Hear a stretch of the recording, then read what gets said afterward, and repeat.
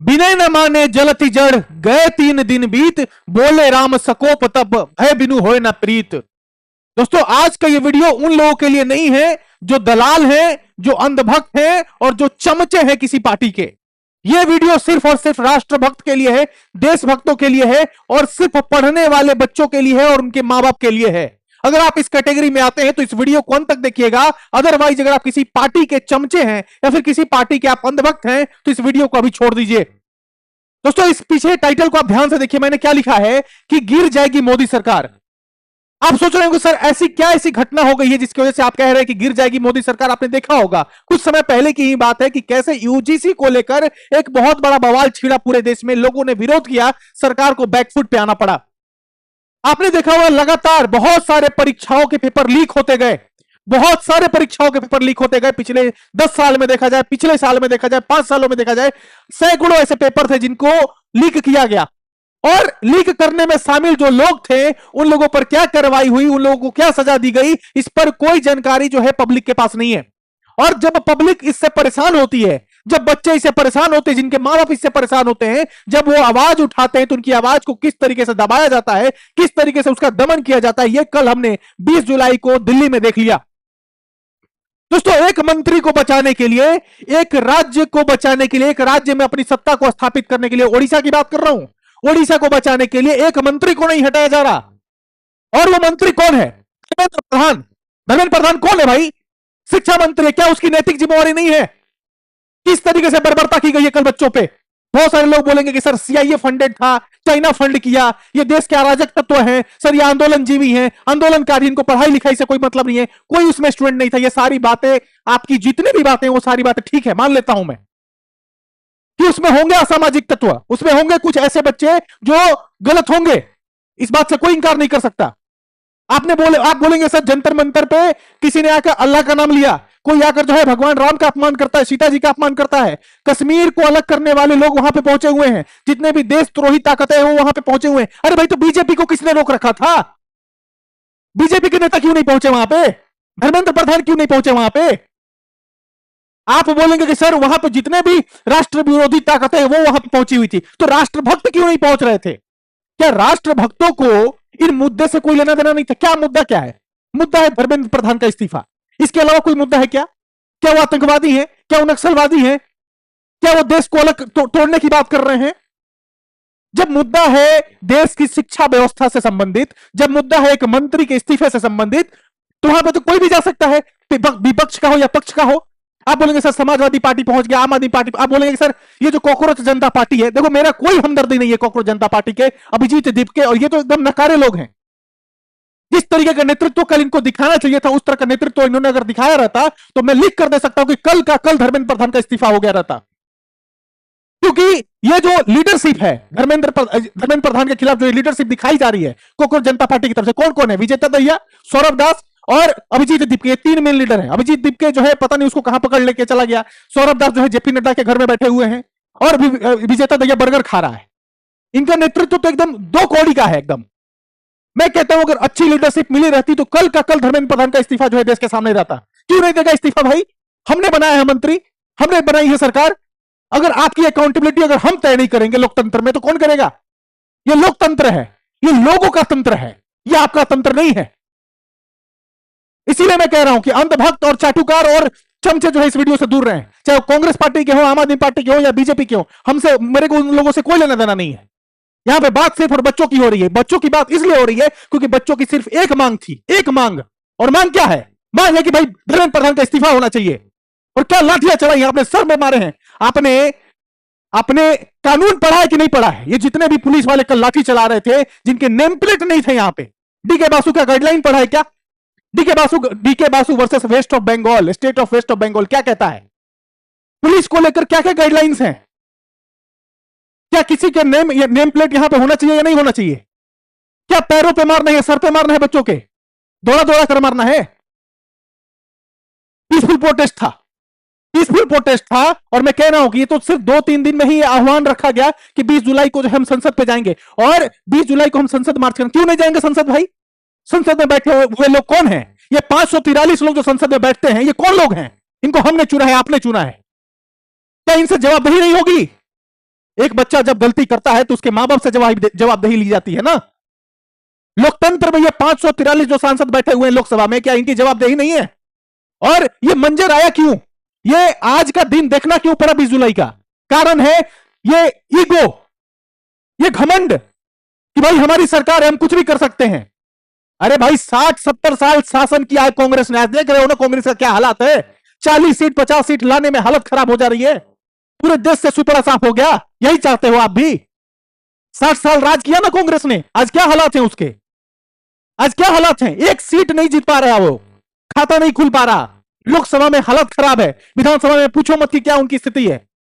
एक बार जनता ने अगर आवाज उठा दिया तो फिर समझ जाना कि कहीं के नहीं रह जाओगे। यूजीसी में हमने देखा और फिर वही चीजें दोबारा दोहराई जा रही हैं। आपको दिखाता हूं कुछ वीडियोज, कुछ फोटोज भी दिखाता हूं, देख लीजिए। पहले तो ये देख लीजिए किस तरीके से लोगों पर, अब देखो सर पे मारा जा रहा है, सर फोड़ा जा रहा है बच्चों का। कितने सारे स्टूडेंट्स के हमने वीडियोस देखे, कितने सारे स्टूडेंट के फोटोज हमने देखे, और देखने के बाद जो इतनी मार्मिक तस्वीर है, इतनी दयनीय स्थिति है कि उसकी क्या वर्णन किए जाए यहां पे। और आप बोलेंगे सर सीआईए फंडिंग है, चाइना की फंडिंग है, सोना वांगचुक है, हमें कोई मतलब नहीं है सोना वांगचुक कौन है। अरे भाई सरकार आपकी है, मिनिस्ट्री ऑफ होम अफेयर्स आपका है, इंटेलिजेंस ब्यूरो आपके पास है, इन्फोर्समेंट डायरेक्टर ईडी आपके पास है, सीबीआई आपके पास है, आप जांच कीजिए ना, जांच करके जेल में डालिए। अरे अभिजीत दीप के कोई गुनाह किया है उसको डालूंगा जेल में, फांसी पर लटकाओ उसको हमसे कोई लेना देना नहीं है, हमें कोई मतलब नहीं है सोना वांगचुक का जो है कौन सा एनजीओ चलता है, वहां पे कहां से फंडिंग आती है, कोई मतलब नहीं है। ये सरकार का काम है, सरकार उस पर जांच बैठाएगी, सरकार ईडी भेजेगी, सीबीआई भेजेगी, उसको जेल में डालेगी, ये सरकार का काम है। लेकिन सरकार का काम सिर्फ यही है क्या? सरकार का काम जो है वो लोगों का वेलफेयर नहीं है। भारत एक कल्याणकारी राज्य है, India is a welfare state. इतिहास, अगर इतिहास आपने पढ़ा है, पॉलिटिकल साइंस पढ़ा है, संविधान को अगर आपने पढ़ा है, तो India is a welfare state. सरकार सिर्फ बर्बरता के लिए नहीं जानी जाएगी। India is not a police state at all.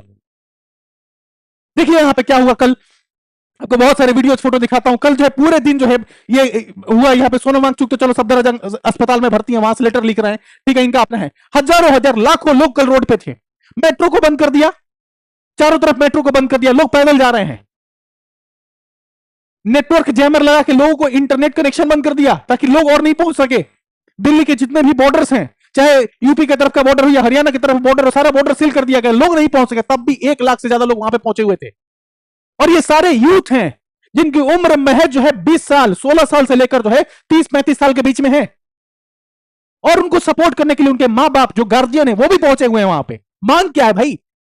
तुम जितने भी लोग हो जो इस वीडियो में नेगेटिव कमेंट लिखोगे, तुमसे एक ही बात पूछूंगा मैं, ये जितने भी लोग वहां पे बैठे हुए हैं उनका एक मांग क्या है? तुम बोलोगे सर वहां पे जो है अल्लाह की बात की जाती है, वहां पे जो है कश्मीर को तोड़ने की बात की जाती है, सर वहां पे जो है राम का नाम लिया जाता है, सर वहां पे अरुंधति रॉय पहुंच गई हैं, वहां पे लेफ्ट के लोग पहुंचे हुए, कांग्रेस के लोग पहुंचे हुए। अरे भाई तो बीजेपी को किसने रोका है? आरएसएस को किसने रोका है? क्या क्यों नहीं रहे ये लोग? जाए ना, बैठे ना वहां पे। इस देश ने बहुत सारे आंदोलन देखे हैं, याद कीजिए जयप्रकाश नारायण का वो आंदोलन। और जयप्रकाश नारायण का आंदोलन एक मुझे बहुत अच्छी एक स्लोगन की याद दिलाती है। उस स्लोगन को जब याद करेंगे तो आपको समझ में आएगा कि उस समय भी आंदोलन हुआ करता था, इंदिरा गांधी का सिंहासन डोल गया था। जुल्मी जब जब जुल्म करेगा सत्ता के गलियारों से, चप्पा चप्पा गूंज उठेगा इंकलाब के नारों से। और सिंहासन खाली करो कि जनता आती है, इस स्लोगन के साथ रामलीला मैदान जो है ना वो गूंजता था। सिंहासन खाली करो कि जनता आती है। जयप्रकाश नारायण लोकनायक, हमारे बिहार के मातृभूमि में पैदा हुआ वो शेर जिसने इंदिरा गांधी को बता दिया कि जनता की ताकत क्या होती है। ये बच्चे जो कल पहुंचे हुए थे, क्या उनके हाथ में हथियार था? बंदूक लेके पहुंचे हुए थे क्या वो? क्या सरकार को एक महीने तक ये समय नहीं मिला कि वो वहां पे जाके उनके साथ बातचीत कर सके, और बातचीत करके जो है वो उस मुकाम पर लाए कि ये दिन ना देखना पड़े? क्या लोकतंत्र ऐसे ही चलेगा क्या? लोकतंत्र में जो सत्ता में बैठे हुए लोग हैं उनकी जवाबदेही भारत के 150 करोड़ लोगों के प्रति है, और उनको जवाब देना पड़ेगा। जितने भी लोग कमेंट करेंगे इस वीडियो पे, मैं चाहता हूं कि तर्क के साथ आप कमेंट करो, और हर एक कमेंट का मैं रिप्लाई करने वाला हूं, हर एक कमेंट का मैं रिप्लाई करने वाला हूं। देखो मैं फिर से एक बार रिमाइंडर देता हूं, कांग्रेस के चमचे, बीजेपी के अंधभक्त और कोकरे जनता पार्टी के तिलचट्टे इस वीडियो से दूर रहेंगे। मेरा कंसर्न सिर्फ भारत के उन नौजवान बच्चों से है। मेरा कंसर्न इस नीट परीक्षा पेपर लीक में 21 बच्चे जो मारे गए उनसे है, 21 बच्चे जो मारे गए उनके परिवार से है, और किसी से नहीं है। एक बच्चा पिछले वीडियो में कमेंट करता कि सर आपने कोई ऐसा परीक्षा नहीं दिया जिसका पेपर लीक हुआ हो। अगर पेपर लीक हुआ रहता तो आप जानते बच्चों का दर्द। अरे भाई मैं जानता हूं बच्चों का दर्द भाई। I am a teacher, I am a student, I understand your feelings. और ये मेरा कंसर्न आप सबके प्रति है, जितने भी बच्चे कल जो है प्रोटेस्ट में शामिल हुए हैं। अब देखिए ना, कल जब हालत हाथ से निकल गए तो इसको बुलाया गया। ये स्वास्थ्य मंत्री रहते हुए पता नहीं क्या क्या किया, इसको बुलाया कि भाई जाओ बातचीत करो। ये जाते हैं, ये दोनों ये दो तिलचट्टे पहुंचते हैं बातचीत करने के लिए। दिन भर ये लगा देते हैं इस पेपर को देने में। और इस पेपर में लिखा क्या हुआ? 3 चीजें लिखी गई हैं। इस पेपर में 3 चीजें लिखी गई। जिस पेपर को आप यहां पे देख रहे हैं, इस पेपर में 3 चीजें लिखी गई हैं। पहला लिखा हुआ कि सोनम वांगचुक को रिहा किया जाए। दूसरा लिखा गया है कि जो बच्चे मारे गए हैं उनके परिवार वालों को 1-1 करोड़ रुपए दिया जाए। और तीसरा मांग यह है कि धर्मेंद्र प्रधान का इस्तीफा। अब ये तीनों मांग में आपको कौन सी ऐसी मांग है जो नाजायज लग रही है? आपको कौन सी ऐसी मांग है जो आपको लग रहा है कि आतंकवादी को छुड़ाने की बात कर रहे हैं, नक्सल के सपोर्ट में बात कर रहे हैं, देश विरोधी ताकतों के हित में बात कर रहे हैं? अरे भाई ये 3 मांग तो जायज मांग है ना। इस 3 मांग में क्या दिक्कत है? और यही 3 मांगों को लेकर तो 1 महीने से धरना चल रहा है। और सबसे बड़ा मैं कहूंगा इसमें सबसे बड़ी गलती किसी की है तो वो है देश के विपक्षी पार्टियों का, और खास करके कांग्रेस का। जितना बड़ा ये मुद्दा था वो चाहती तो सरकार को झुका सकती थी, सरकार को यह बात मनवा सकती थी कि धर्मेंद्र प्रधान का इस्तीफा हो। लेकिन कांग्रेस का जो नेतृत्व है वो शायद यही कारण है कि वो किसी भी प्रदेश में जीत नहीं पा रहे हैं चुनाव, और लोकसभा में तो उनकी हालत खराबी है। कल एक भी कांग्रेस का लीडर आपको प्रोटेस्ट में नहीं देखने को मिला। एक भी नेता ऐसा देखने को नहीं मिला जिसके ऊपर 4 लाठी गिरा हो और जिसका सर फटा हो। ये जो नेता हैं, इनके बच्चे कहां पढ़ते हैं? इनके सारे बच्चे जो है विदेश में पढ़ते हैं। अरे इनकी तो नागरिकता विदेशी है, अमेरिका में जाकर सेटल होते हैं, वहीं शादी करते हैं और वहीं की नागरिकता लेकर रहते हैं। लिस्ट दिखा दूं मैं आपको?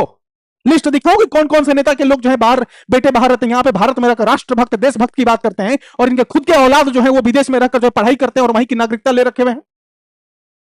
देखो दोस्तों, यूजीसी के बाद ये दूसरा बार ऐसा हुआ है जो इस पार्टी को, इस सरकार को बहुत बड़ा नुकसान पहुंचाने वाला। इस बात को आप याद रखिएगा। आने वाले समय में जो होगा वो हम सभी जानते हैं। एक बार कुछ वीडियो आपको दिखाता हूं कि किस तरीके से जो है लोगों के ऊपर बर्बरता की गई है।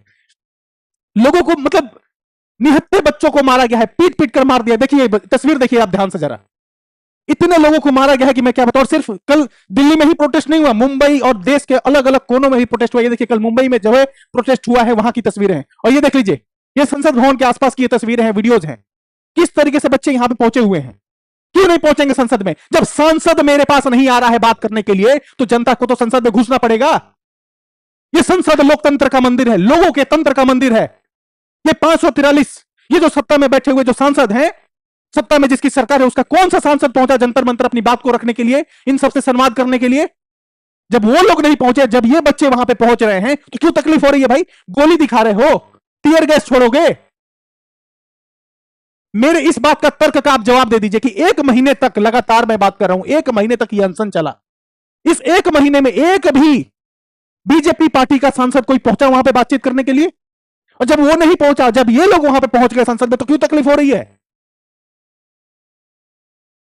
जवाब देना पड़ेगा। देख लीजिए किस तरीके से मारा जा रहा है, किस तरीके से मारा जा रहा है। एक लड़का यहां पे खड़ा है, ये पुलिस वाला आता है, आरएएफ है जो है, रैपिड एक्शन फोर्स कहते हैं, ये आ रहा है, लगातार मारे जा रहा है, पीटे जा रहा है। देखिए लगातार मार मार के थक गया, मार मार के थक गया। और सिर्फ लड़कों की बात नहीं कर रहा हूं, लड़कियों के ऊपर जो है बर्बरता। ये देखिए कोई ऑटो ड्राइवर है ना, ये ऑटो वाले भाई साहब जो है फ्री में लोगों को छोड़ रहे हैं जो अपने घर जाना चाहते थे शाम को, क्योंकि चारों तरफ गेट बंद। ये देखिए राम मनोहर लोहिया हॉस्पिटल में जो है कितने सारे इंजर्ड जो बच्चे हैं, वो घायल बच्चे हैं वहां पर। आप बोलेंगे सर पुलिस वाले भी घायल हुए हैं। अरे पुलिस वाले तो हेलमेट पहने हुए हैं, पूरा जो है शील्ड लगाकर खड़े हैं। इन बच्चों के पास क्या था? हाथ में उनके तो हथियार है, डंडा है। सोचो उन्होंने इनके ऊपर क्या बर्बरता की होगी। आप बोलेंगे सर पुलिस वाले भी बहुत सारे घायल हैं, पुलिस वाले तो कुछ किए ही नहीं। पुलिस वाले जो है पत्थर चला रहे थे, पत्थर। ये देख लीजिए एक बच्चा यहाँ पे पैर में गिरा हुआ है और उस बच्चे को किस तरीके से फोटो खींचा जा रहा है। ये सब वीडियो फुटेज जो है आपको नहीं दिखाया जाएगा। इस तस्वीर में क्या आपको बताऊं, देश के कोने कोने से लोग जोमेटो और स्विगी से ऑर्डर कर रहे हैं, और यहाँ के बच्चे जो जंतर मंतर पे बैठे हुए हैं भूखे प्यासे, उनको खाना पहुंचाया जा रहा है जोमेटो स्विगी से। आप बोलेंगे सर फंडिंग कहां से आ रही है? बहुत सारे लोग हैं जो कंट्रीब्यूशन करते हैं। आप बोलेंगे सर ये जो लंगर चलता है गुरुद्वारे में, वहां पे लोग इतने सारे खाना खाते हैं, 1000-2000 लोग डेली खाते हैं। आप जाइए ना शीशगंज गुरुद्वारा में, बंगला साहिब गुरुद्वारा में आप जाके देखिए एक बार, हजारों हजार लोग डेली खाना खा रहे हैं, सुबह शाम खाना खा रहे हैं। कहां से खा रहे हैं भाई? उनको कौन सी फंडिंग मिल रही है? कौन सी फंडिंग मिल रही है उनको? फंडिंग नहीं मिलती है, लोग स्वेच्छा से दान करते हैं। ये कौन भेज रहे हैं? ये लोग जांच कराइए ना सरकार। आपके पास ईडी है, सीबीआई है, इंटेलिजेंस ब्यूरो है, रो है, सब आपके पास है, जांच करा लीजिए, जांच कराइए ना। और ये देखिए, सादी वर्दी में, सिविल ड्रेस में पहुंचा हुआ व्यक्ति है, ये कौन है? दिल्ली पुलिस का कमिश्नर जो है, जवाब देना। दिल्ली पुलिस के कमिश्नर को यह बताना चाहिए कि ये सादी वर्दी में ये जो लोग डंडे लेकर खड़े हैं हाथ में, ये कौन लोग हैं?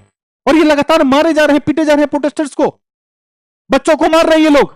सादी वर्दी में अगर कोई गुंडा आ जाए और वो जो है वहां पे माहौल खराब कर दे, तो फिर जो है आप बोलेंगे कि ये जो जो प्रोटेस्टर्स हैं, ये जो है सरकार के खिलाफ, पुलिस के खिलाफ जो है बर्बरता कर रहे थे, इसलिए हमने जवाबी कार्रवाई में हमने उनके सर फोड़े, उनके पैर तोड़े।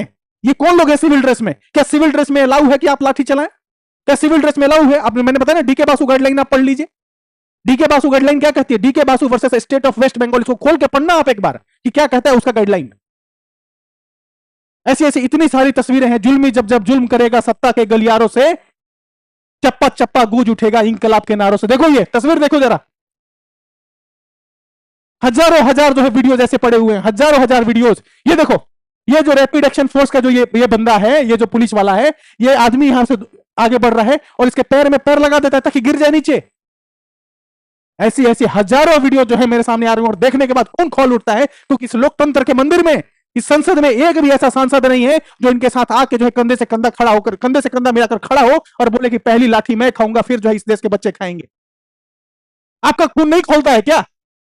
तो फिर खून नहीं, वो पानी है। इस बात को आप समझ लीजिएगा। ये कश्मीर में पत्थर फेंकने वाले हमारे देश की सेनाओं के ऊपर नौजवान नहीं है, ये कलम वाले नौजवान है, जो अपने कलम से ओएमआर सीट को फिल करते हैं, क्वेश्चन पेपर लिखते हैं, आंसर लिखते हैं। ये वो बच्चे हैं। कौन करेगा अकाउंटेबिलिटी तय? 22 लाख बच्चे नीट का परीक्षा देते हैं, 22 लाख बच्चों को आपने परेशान किया। सिर्फ नीट के परीक्षा की बात नहीं है, हर साल पेपर लीक हो रहा है। आपने देखा बिहार में अभी कुछ दिन पहले एईडीओ का पेपर लीक हुआ, असिस्टेंट एजुकेशन डेवलपमेंट ऑफिसर का। कितने बच्चे परेशान हुए उससे? मजाक बना के रखा है सिस्टम का। इस्तीफा नहीं दोगे? बपौती है किसी की? हमने बनाया ना सांसद, हमने बनाया मंत्री, हमने सरकार बनाई है ना, किसने बनाया है? मैं बहुत बड़ा सपोर्टर हूं बीजेपी का, यह भी बात बता देता हूं। बहुत सारे लोग जो निगेटिव कमेंट करेंगे, लेकिन यहां पे पार्टी की बात नहीं है दोस्तों, यहां पे देश की बात है। देश के खिलाफ अगर कोई आवाज उठाएगा, मैं कहता हूं कुणाल कामरा गिद्ध आदमी है, जो उसने जो है जाकर वहां पे बहुत ही अपशब्द इस्तेमाल किया। वहां पे वैसे लोगों की कोई जगह नहीं है। मैं बोलता हूं कि वहां पे जो जाकर धारा 370 के खिलाफ बोल रहे थे, वो बहुत गिद्ध आदमी है, उनको वहां पे जाके ऐसी बातें नहीं करनी चाहिए। उस प्लेटफॉर्म का गलत इस्तेमाल नहीं करना चाहिए उन लोगों को, लेकिन उन लोगों ने किया, क्योंकि मौका दिया किसी ने। किसने मौका दिया? इस सरकार ने मौका दिया, इस सरकार ने मौका दिया। देखिए ना आप, ये किस तरीके से जो है मारा जा रहा है। ऐसे हजारों हजार जो आपको वीडियो देखें। और देखिए, आपको बताता हूं, टीयर गैस के गोले छोड़े गए, और ये टीयर गैस के जो गोले छोड़े गए हैं, ये सब एक्सपायर्ड हैं, ये सब एक्सपायर्ड हैं। ये बच्चा दिखा रहा है? ये स्थिति है हमारे देश की। देख लीजिए, एक माँ बाप पहुंचा हुआ है यहाँ पे, एक फादर पहुंचा हुआ है। सोचो ना उस बाप पे क्या बीत रही होगी, जिसका एक नौजवान बेटा जो है इस परीक्षा के परिणाम के नहीं आने की वजह से, विपरीत परिस्थिति में जो है उसने अपनी जान दे दी। देखिए आप, ये ऐसे हजारों वीडियो, ये देखो कैसे मारा जा रहा है। देखो इस वीडियो में जरा ध्यान से। दोस्तों, इस वीडियो को यहीं पे खत्म करता हूं और आपसे रिक्वेस्ट करता हूं, विनम्र निवेदन है, मैं कभी भी अशांति को प्रमोट नहीं करता, नॉन वायलेंस को प्रमोट नहीं किया जा सकता। हम हिंसावादी लोग नहीं हैं, अहिंसावादी लोग हैं। हम बुद्ध के विचारों को फॉलो करते हैं, गौतम बुद्ध के विचारों को फॉलो करते हैं, और गौतम बुद्ध ने जो अपने विचार दिए हैं उसको मानते हुए मैं आपसे सबसे एक दरख्वास्त करता हूं, रिक्वेस्ट करता हूं कि राष्ट्रभक्त बनिए, देशभक्त बनिए, लेकिन किसी पार्टी की चमचागिरी, अंधभक्ति इतना मत करने लगिए कि अपने बच्चों के भविष्य को आप बर्बाद कर दें।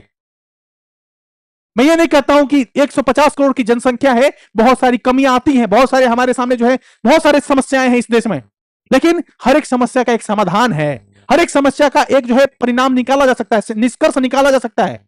There is a solution of each and every problem. ये कल जो समस्या पैदा हुई है वो सीधे सीधे जो है इस सरकार की नाकामी की वजह से हुआ है। अगर ये सरकार चाहती और 1 महीने का पर्याप्त समय था, इस 1 महीने में अगर कोई निर्णय ले लिया गया था, तो कल जो दिल्ली में हुआ, कल दिल्ली ने जो देखा है, शायद मुझे नहीं लगता कि 20, 25, 30, 35 सालों में पिछले कभी 30, 35 सालों में दिल्ली की सड़कों ने ऐसी कोई मंजर को देखा, ऐसी कोई तस्वीर को देखा है। इसलिए आप सबसे दरख्वास्त है, बी रैशनल, बी लॉजिकल। ठीक है, आप 50 कमेंट करेंगे कि फंडिंग आती है, सीआईए एजेंट हैं और नेपाल वाला काम करना चाहते हैं, बांग्लादेश वाला काम करना चाहते हैं भारत में। नहीं भैया, आप करवाएंगे तभी होगा। नेपाल में आपको पता है क्या हुआ? नेपाल के जनजी प्रोटेस्ट का आपको कारण पता था?